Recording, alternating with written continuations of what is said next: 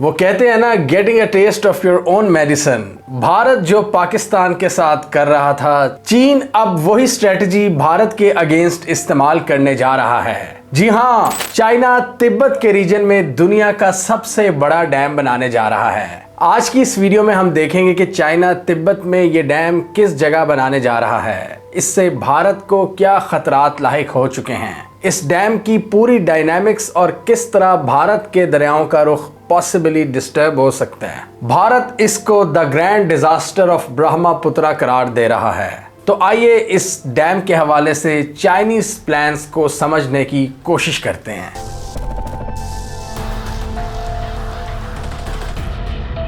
ये dam China Tibet के reason में यारलोंग ज़ेंगबो रिवर पर बनाने जा रहा है, जो कि तिब्बत रीजन का एक बहुत बड़ा दरिया है। इस डैम की कंस्ट्रक्शन का टोटल मंसूबा 10 साल का है और टोटल इस पर 170 बिलियन डॉलर्स की लागत आएगी और ये इसको दुनिया का सबसे बड़ा डैम बना देगी। इससे पहले जो थ्री गॉर्ग्स डैम है वो भी चाइना में ही मौजूद है, जो दुनिया का सबसे बड़ा डैम है। लेकिन ये नया डैम जो 10 साल बाद बनेगा, ये उससे 3 गुना ज़्यादा एनर्जी प्रोड्यूस करेगा और तकरीबन 60,000 मेगावाट तक बिजली प्रोड्यूस करने की सलाहियत रखेगा। पाकिस्तान की इस वक्त की टोटल प्रोडक्शन की बात करें तो वो 46,000 मेगावाट के करीब है और इस वक्त चाइना का जो सबसे बड़ा डैम है, जो दुनिया का भी सबसे बड़ा डैम है, वो तकरीबन 23,000 मेगावाट इलेक्ट्रिसिटी प्रोड्यूस करता है और ये नया डैम इस वक्त के मौजूदा डैम से भी 3 गुना ज़्यादा बिजली प्रोड्यूस करने की कैपेबिलिटी रखेगा। इसलिए इसकी लागत 170 बिलियन डॉलर्स के करीब है। चाइना के मुताबिक इस प्रोजेक्ट के जरिए चाइना बहुत सी जॉब्स क्रिएट करेगा तिब्बत के रीजन में, जिसमें कंस्ट्रक्शन मटेरियल जैसा कि सीमेंट, आयरन और इससे रिलेटेड इंडस्ट्रीज को बूस्ट मिलेगा। और इस हवाले से चाइना के जो प्रीमियर है ली क्यांग, उन्होंने इस मंसूबे का इफ्तिताह कर दिया है यारलोंग ज़ेंगबो रिवर पर, जो कि तिब्बतन प्लेटो पर बहता है। अब इस डैम के हवाले से काफ़ी क्रिटिसिज्म सामने आ रही है, स्पेशली भारतीय मीडिया की जानिब से, और इसको वेस्टर्न मीडिया भी थोड़ा बहुत मटेरियलाइज करने की कोशिश कर रहा है और जो भारतीय कंसर्न्स हैं उनको वो एम्पलीफाई कर रहे हैं। और भारतीय कंसर्न्स क्या है, अभी हम वो समझते हैं कि इससे भारत को क्या थ्रेट है, भारत क्या समझता है कि किस तरह उनके दरियाओं का रुख बदल जाएगा। इससे पहले हमें एक चीज़ जहन में रखना बहुत ज़रूरी है कि ये जो अरुणाचल प्रदेश की पूरी स्टेट है, चाइना इसको भारत का हिस्सा नहीं मानता। गोरे जब इंडिया पर हुकूमत कर रहे थे तो इन्होंने एक मैकमहन लाइन ड्रॉ की थी जो तिब्बत को इंडिया से अलहदा करती थी। तो उस वक्त उन्होंने एक बॉर्डर टाइप क्रिएट किया था जिसको चाइना नहीं मानता। चाइना का तिब्बत पर कंट्रोल है और चाइना ये कहता है कि अरुणाचल प्रदेश तिब्बत का ही एक पार्ट है, सदरन तिब्बत का,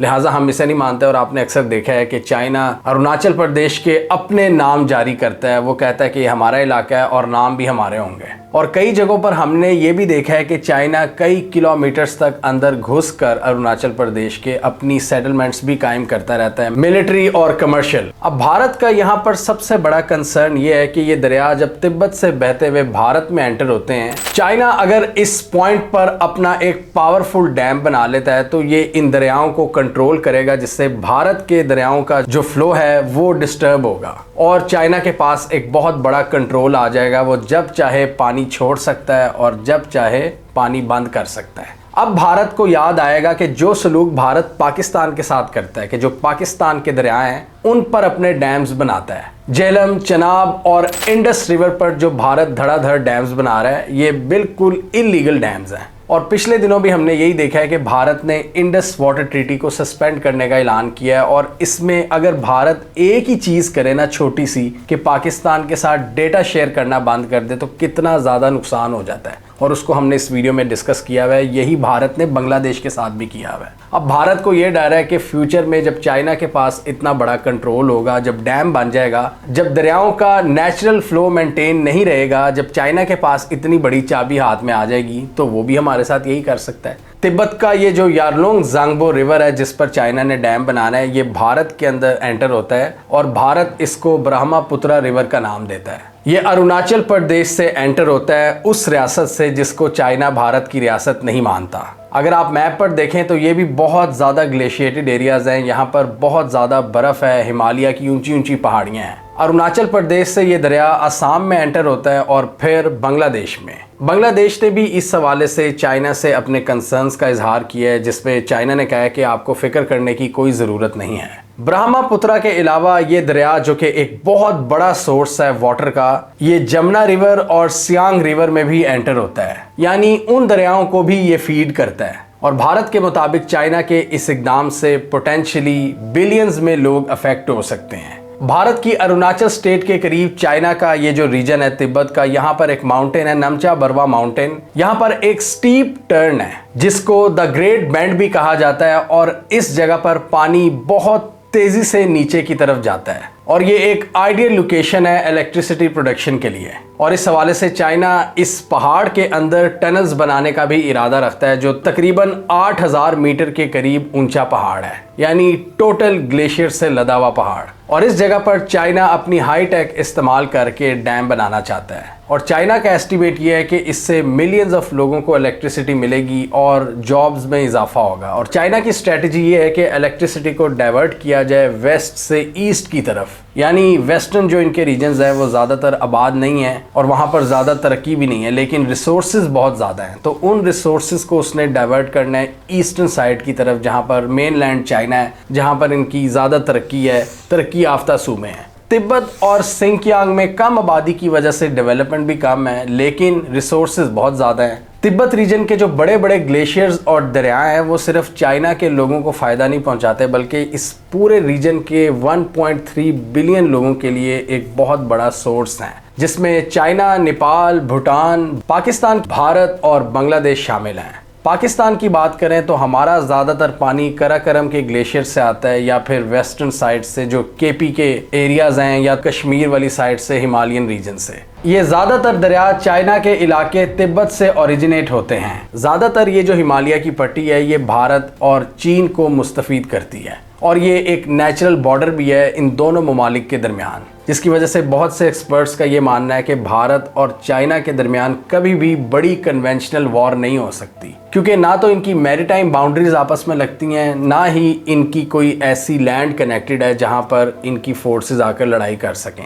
तो इनकी अगर लड़ाई होती भी है तो वो झड़पों की सूरत में होती है, बहुत ऊंचे पहाड़ों में, जो हम गलवान वैली वगैरह में देखते हैं। पाकिस्तान और भारत की तरह एक मैदानी बॉर्डर नहीं है। तिब्बत रीजन में हिमालय के पहाड़ इन दोनों मुल्कों को डिवाइड करते हैं, और ज़्यादातर पानी का सोर्स चाइना है। और चाइना ने पिछले दिनों भारत को ये भी पैगाम दिया था कि वो पाकिस्तान के पानियों के साथ छेड़खानी ना करे। इंडस रीजन भी तिब्बत से ही ओरिजिनेट होता है, उसके बाद इंडियन ऑक्युपाइड कश्मीर में वो एंटर होता है, और फिर गिलगित बल्तिस्तान में स्कर्दू में एंटर होता है। और अभी हमने सियाचिन वाली वीडियो बनाई है, उसमें आप देखें कि किस तरह भारत कराकरम रेंज को गंदा कर रहा है सियाचिन में प्रेजेंस के साथ। और अल्टीमेटली सियाचिन ग्लेशियर का पानी पाकिस्तान के दरियाओं में आता है, और भारत को कोई परवाह नहीं है कि किस तरह उनको वो गंदा कर रहा है। एनवायरमेंटल हैजर्ड्स क्रिएट कर रहा है भारत अगर ये समझता है कि वो पाकिस्तान के दरियाओं को कंट्रोल करता है, तो उसको ये जहन में रखना होगा कि इसी तरह चाइना भारत के दरियाओं को कंट्रोल करता है। लोई इंस्टीट्यूट, जो कि एक बहुत ही प्रोमिनेंट ऑस्ट्रेलियन जरीदा है, उन्होंने 2020 में अपनी रिसर्च निकाली थी, और उसके मुताबिक तिब्बत रीजन में इन बड़े बड़े दरियाओं का कंट्रोल चाइना को इस लेवल का लेवरेज प्रोवाइड करता है कि वो भारत की इकोनॉमी को चोक कर सकता है जब चाहे।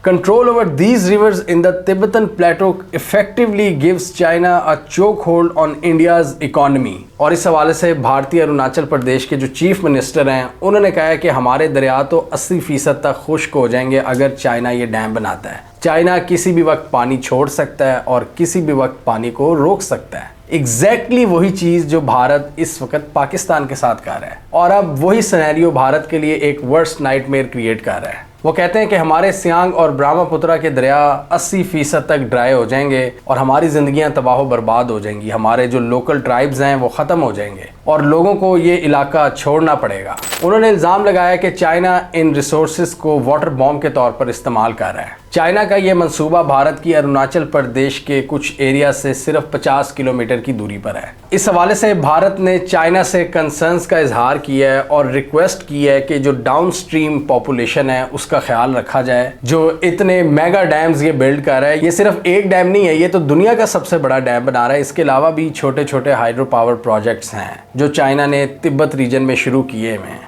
चाइना इन रिसोर्सेज को अब फुल पोटेंशियल पर इस्तेमाल करना चाहता है, और जैसे मैंने पहले कहा कि वो अपने वेस्टर्न रिसोर्सेज को ईस्टर्न साइड पर इस्तेमाल करना चाहते हैं, क्योंकि ईस्टर्न चाइना में बहुत बड़े लेवल पर कंजम्पशन है। चाइना इस वक्त दुनिया की सबसे बड़ी इकोनॉमी बन चुका है, हर चीज़ वहाँ पर इलेक्ट्रिक है, तो उनको इलेक्ट्रिसिटी चाहिए, उनको एनर्जी चाहिए। तो इस हवाले से वो फ्यूचर को देखते हुए इकदाम कर रहे हैं। अब भारत चाइना से ये मुतालबात कर रहा है कि आप डैम तो बना रहे हैं, लेकिन आपको हमारे साथ थोड़ा ट्रांसपेरेंट रहना होगा, यानी डेटा वगैरह आप शेयर करते रहिए प्लीज़ हमारे साथ, जो भारत ने पाकिस्तान और बांग्लादेश के साथ शेयर करने से इनकार किया हुआ है। और उसी हवाले से रिक्वेस्ट चाइना से कर रहा है, और चाइना ने भी भारत को दबे अल्फाज में ये वार्निंग दे दी थी कि अगर आप दूसरी रियासतों के साथ जो कि लोअर राइपेरियन पर हैं उनके साथ ऐसा सलूक करोगे तो आपके साथ भी ऐसा सलूक किया जा सकता है। इस हवाले से भारत के भी कुछ प्लान्स हैं। भारत सियांग रिवर पर एक बहुत बड़ा डैम बनाना चाहता है, ताकि अगर चाइना ऊपर से पानी छोड़ता है तो इस डैम में उस पानी को स्टोर किया जा सके। चाइना का जो प्लान है कि इलेक्ट्रिसिटी को दूसरे सूबों तक लेकर जाया जाए, इस हवाले से चाइना बहुत तेज़ी से इंफ्रास्ट्रक्चर को अपग्रेड कर रहा है,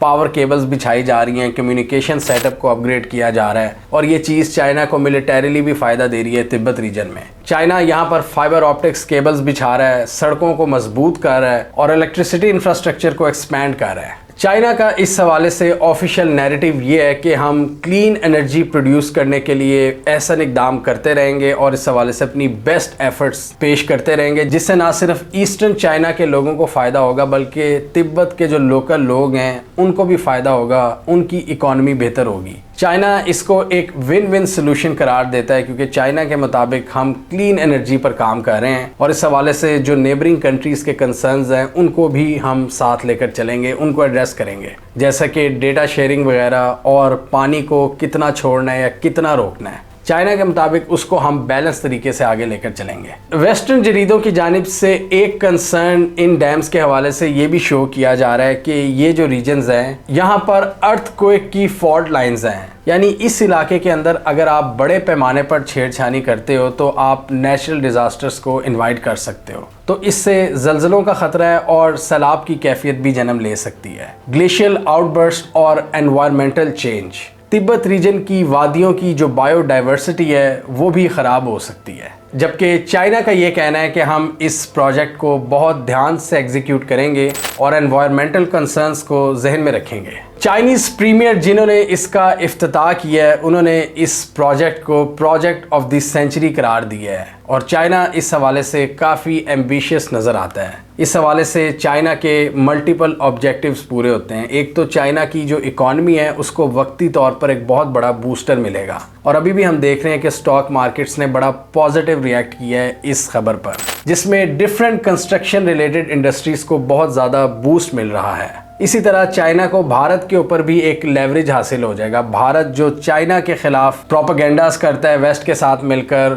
अमेरिका की क्वाड में शमूलियत इख्तियार करता है और फ्यूचर में चाइना के जो चोक पॉइंट्स हैं इंडियन ओशन रीजन में उनको चोक करने का इरादा रखता है, और कश्मीर और लद्दाख के हवाले से जो चेस्ट थम्पिंग करता है और दूसरी वॉर मॉन्गरिंग चाइना के खिलाफ, इससे भारत मजीद चेक में रहेगा। यानी एक तो लॉन्ग टर्म इकोनॉमिक बेनिफिट्स हैं चाइना के लिए, चाइना की लॉन्ग टर्म में एनर्जी की ज़रूरियात पूरी होती हैं, और इसके साथ ही एक स्ट्रेटेजिक एज चाइना को मिलता है तिब्बत रीजन में। और वैसे भी तिब्बत के हवाले से भारत काफ़ी ज़्यादा प्रोपेगेंडा भी करता है, और दलाई लामा जो कि तिब्बत रीजन के एक बहुत बड़े रूहानी लीडर समझे जाते हैं चाइना के, उनके साथ भी इख्तलाफात हैं। चाइना के मुताबिक भारत भी उनको पॉलिटिकल मकासद के लिए इस्तेमाल करता है, तो तिब्बत रीजन पर ओवरऑल चाइना की ग्रिप मजबूत होगी इस मंसूबे से, जब चाइना तिब्बत की इकॉनमी में बहुत से लोकल लोगों को इंटीग्रेट करेगा। हमें कमेंट सेक्शन में बताइए आपके ख्याल में चाइना के इस इक़दाम से भारत को कुछ अकल आएगी कि भारत पाकिस्तान के साथ जो छेड़खानी करता है, पाकिस्तान के दरियाओं पर जो डैम्स बना रहा है, क्या इस इक़दाम से भारत को एक स्ट्रॉन्ग मैसेज मिलेगा